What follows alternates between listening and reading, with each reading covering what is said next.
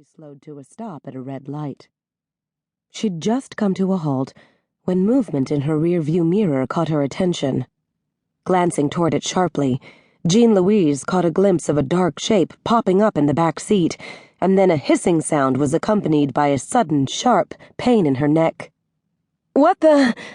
She grabbed her neck and started to turn at the sound of the back door opening and closing. But then her own door was opening, and the dark figure was reaching past her to shift the car into park. "What?" Jean Louise muttered, frowning at the garbled word, and how slow her thought processes suddenly seemed. And then the man was scooping her up to shift her into the passenger seat and sliding into the driver's seat himself. Vision beginning to blur, Jean Louise watched him shift the car back into drive, and then she lost consciousness.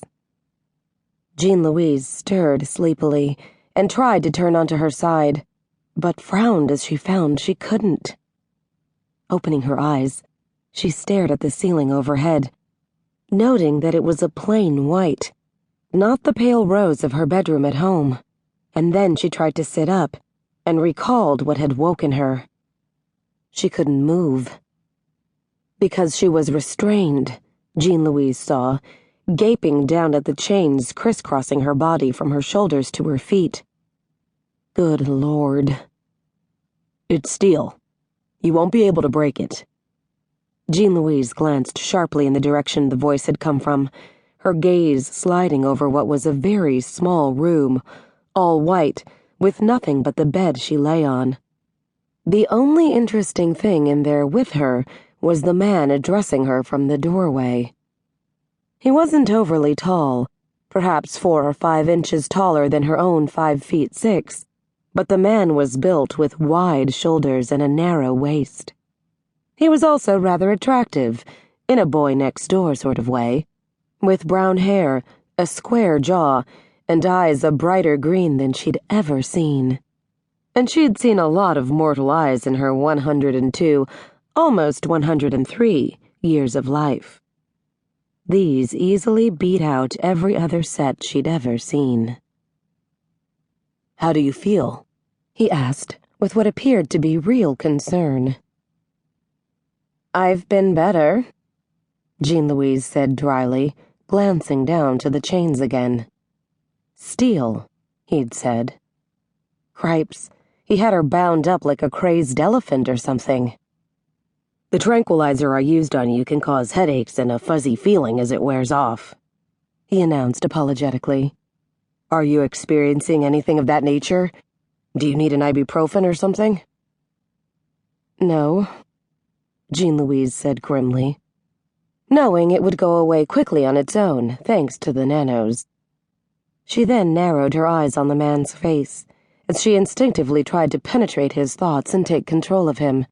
She intended to make him get her out of these ridiculous chains, explain himself, and then she would call her Uncle Lucian and have him send someone to deal with the man. That was the plan, anyway. It didn't go that way, however, because she couldn't penetrate his thoughts or take control of the man. "Must be the drug he gave me," Jean Louise thought with a frown, and gave her head a shake to try to clear it a little more before trying again. "Nothing," she muttered with bewilderment. The drug definitely had to still be affecting her, she thought, and then scowled at him. "What did you give me?" "The latest tranquilizer we've been working on in R&D, he said mildly, and then disappeared out the door and briefly out of sight. Jean Louise frowned at the empty space, his words running through her head. R&D was research and development. But R&D for where? It couldn't be a normal tranquilizer for mortals. That would have hardly slowed her down, let alone knocked her out. But her thoughts scattered as he returned and approached the bed. "Do you work for Argenau Enterprises?" Jean Louise asked, eyeing what he held in one hand with interest. He was holding a tall glass of what appeared to be ice water, and she was suddenly terribly aware that her mouth and throat were parched. "I do. I'm in R&D like you. Only I helped. To keep listening to this audiobook, I've left you a link in the description so you can do it, at no cost thanks to Audible's 30-day free trial.